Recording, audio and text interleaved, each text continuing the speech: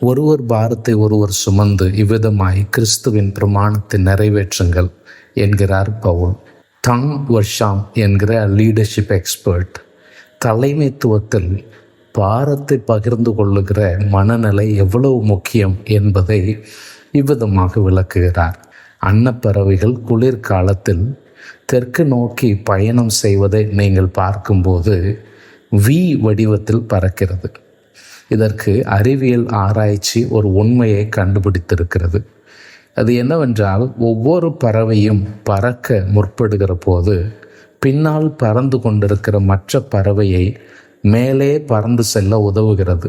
இப்படி வி வடிவத்தில் பறக்கிற போது முழு பறவை கூட்டமும் ஏறக்குறைய 71% அதிவேகமாக சென்று சேர வேண்டிய இடத்திற்கு சேர்ந்து விடுகிறார்கள்.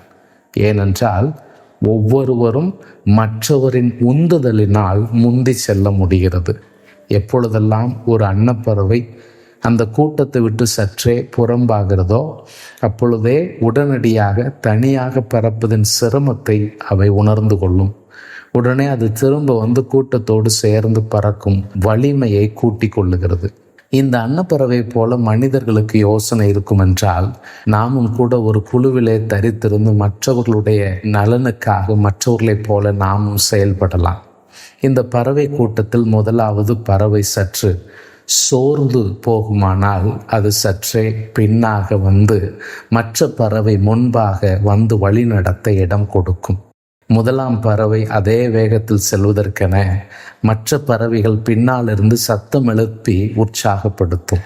கடைசியாக ஒரு அன்னப்பறவை வியாதிப்பட்டு அல்லது துப்பாக்கியினால் காயமடைந்தால் உடனே வேறு 2 பறவைகள் கூட்டத்தில் இருந்து விலகி அதற்கு பாதுகாவலாக அதனுடன் சேர்ந்து பறக்கும். அப்பறவையின் உயிர் பிரியும் வரையிலும் அல்லது அப்பறவை பலப்படும் வரையிலும் அப்படியே தொடரும்.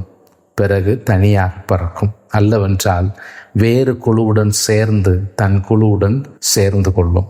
நமக்கும் அன்னப்பறவைகளை போன்ற யோசனை இருக்குமானால் நாமும் மற்றவர்களுக்கு உதவி செய்து முன்னேறலாம்.